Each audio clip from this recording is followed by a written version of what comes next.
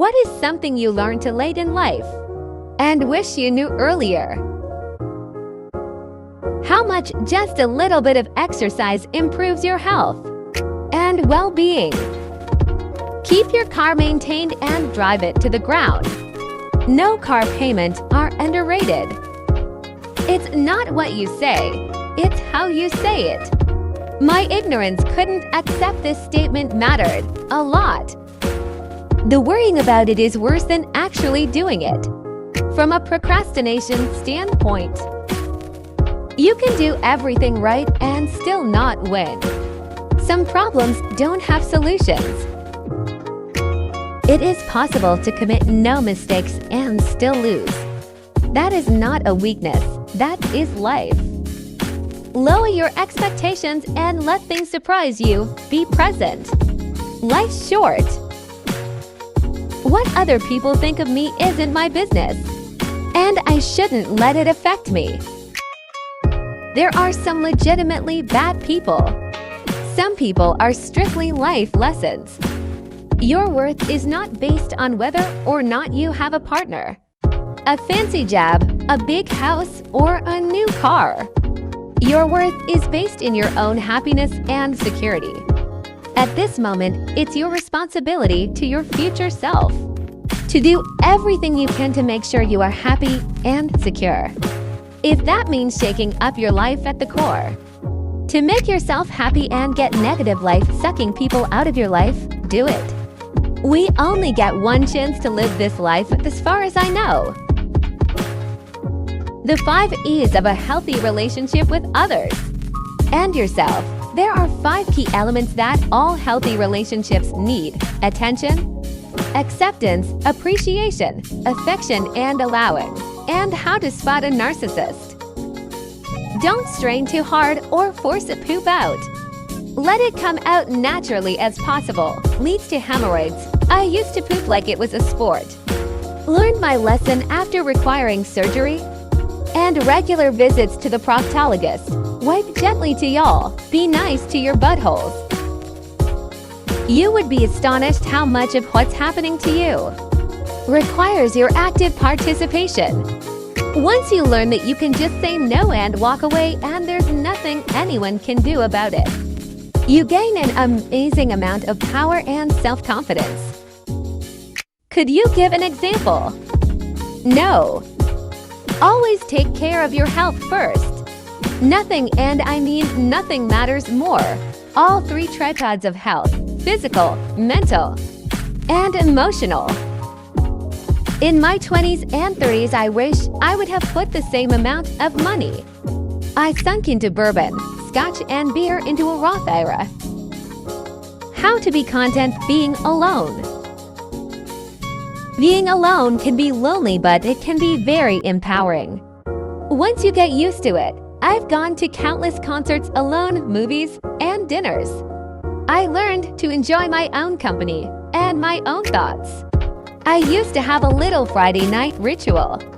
I'd grab takeout, some wine, and watch a movie while I painted my toes.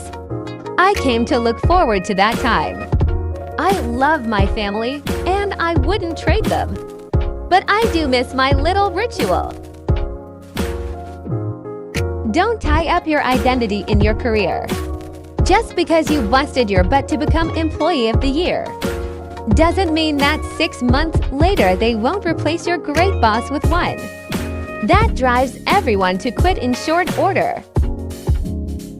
Time moves 1000x faster the moment you hit 20. In your teens, a school year seemed to last forever, but then 20 to 30 goes by in the literal blink of an eye. Cherish your time. Thankfully, you can slow the passage of time. You just have to pay attention to it. Journaling helps. But I've found you have to do it every single day. Not 24 hours goes by where I don't stop. Sit down with a cup of tea and think about the previous day and everything I got up to. If I flip back to last week, it seriously feels like a lot longer. Variety is the spice of life. Our brains filter out routine. If you stay in the same job or eat the same thing for breakfast every day, or walk the same route home from work every day. Time will vanish in a blink, give your brain new stuff to process, and time will feel longer. Source: I'm a young dude 23, but have employed these tactics nice and early in life.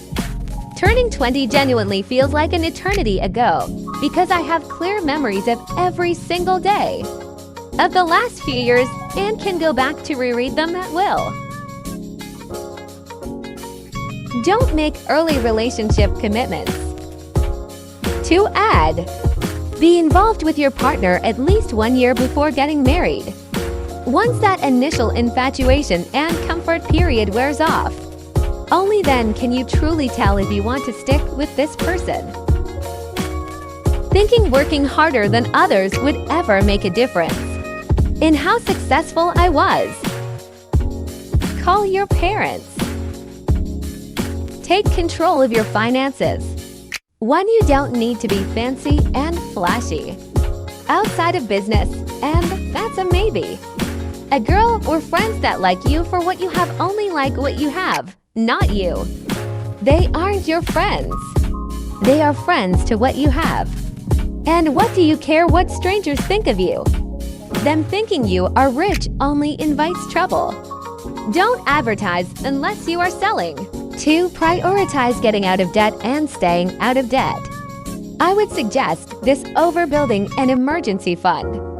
No or low debt means you are a better credit risk and in a pinch can borrow the money, but once debt is eliminated, build an emergency fund. 3. In the US, learn that a large tax refund as in over $100 to $200 is a bad thing. Not a good thing, refundable tax credits being an exception. I've helped friends with lots of credit card debt, planning to use their tax refund to pay that down, adjust their withholding, and get the refund early, which they then use to pay down those credit cards early, saving lots of interest expense. 4. If you must go into debt, make sure there is a good risk-reward ratio. Education is something where this can be favorable. But beware, just because you have a good degree, that doesn't guarantee you a good job. Every school promises their degree will lead to a better job, and almost every school lies about this. Do your own research. 5. Learn to invest. I favor dividend investing. Too many times I've been laid off despite those good degrees and struggled to pay my bills. If your investments are generating cash flow, that gives you a cushion, a safety net beyond unemployment insurance. If you don't need it, reinvest those dividends for even more cash flow. Growth investors may have to sell during a bad economic time, which is the worst time to be forced to sell. It is also when you are most likely to get laid off. Dividend investing mistakes to avoid are worthy of their own post. But there are plenty of articles and videos out there to get you started. It is important to cultivate relationships with coworkers and make nice with people, even if you don't like anybody. Learn how to accurately identify, deal with and or avoid people with antisocial personality types, aka people on the narcissistic, sociopathic, psychopathic spectrums. It's much more common and inconspicuous than people think. These people can and will ruin your life before you even know it. College isn't only academics, it's for networking. You don't have to continue doing something like a job, relationship, etc. If it makes you unhappy, break it off, quit, or change what you can control and move forward. What an introvert was. And that I am one. I had social anxiety that needed a prescription. And both dairy and soy make me sprint to the toilet. My 20s would have been a lot more fun had I known those things. And just showing up every day isn't enough. For me, it applied to both work and romantic relationships. I don't deserve a check. I have to provide a service my employer needs. And just having a girlfriend to have one and not be alone shouldn't be the goal. Don't ducking major in English. And don't go straight to a 4-year college. And don't take AP classes if you're a bad test taker. So hardly any of them will translate to college credits. And not all of them are accepted by all colleges anyway. Take dual enrollment classes. Go to community college for 2 years. Get a guaranteed transfer to a local 4-year university. Commute. And major in something that actually translates to hard skills and job opportunities, like business, accounting, comp sci, etc. Like and subscribe for more Reddit comment thread videos.